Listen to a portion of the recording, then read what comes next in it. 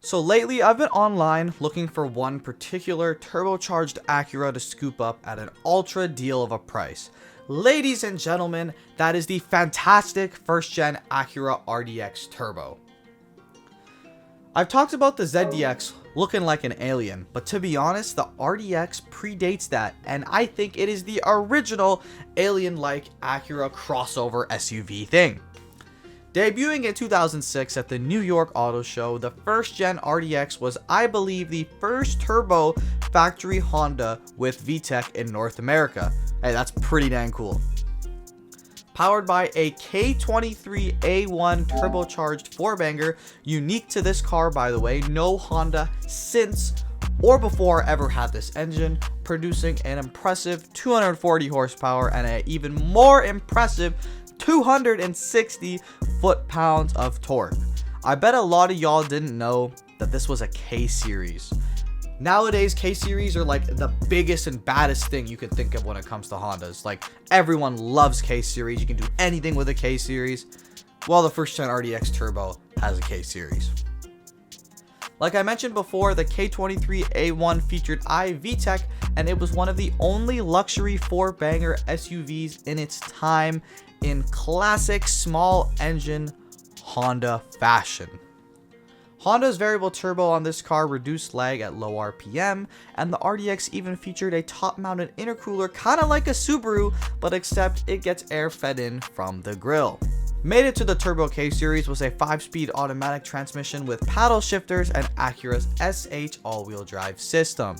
I should mention that the paddle shifters were featured from 2007 to 2009, and in 2010 to 2012, there was also front-wheel drive models of the first-gen RDX featured.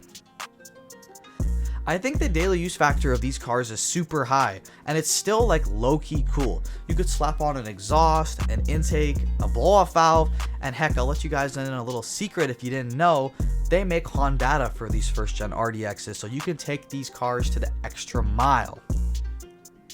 Leather seats are standard, as well as auto climate control and a moonroof, XM radio, and of course a classic 6-disc CD changer was included as well. The tech package included a navigation screen and a backup camera.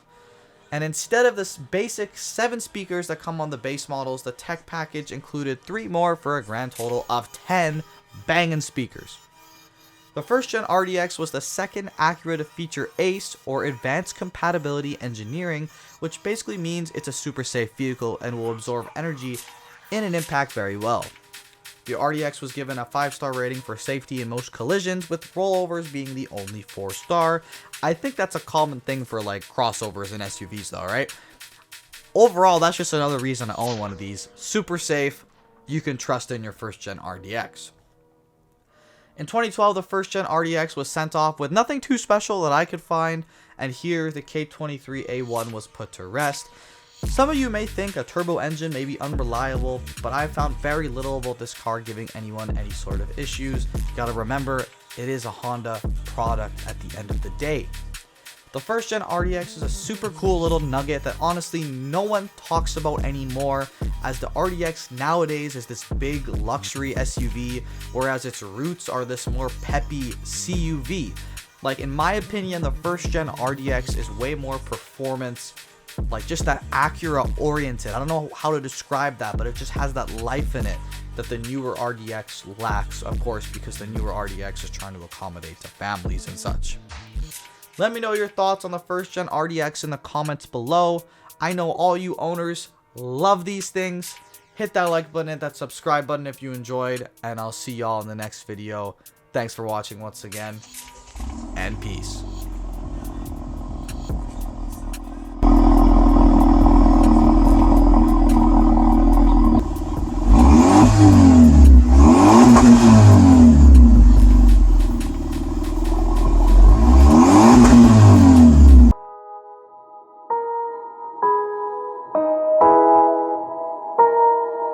You wanna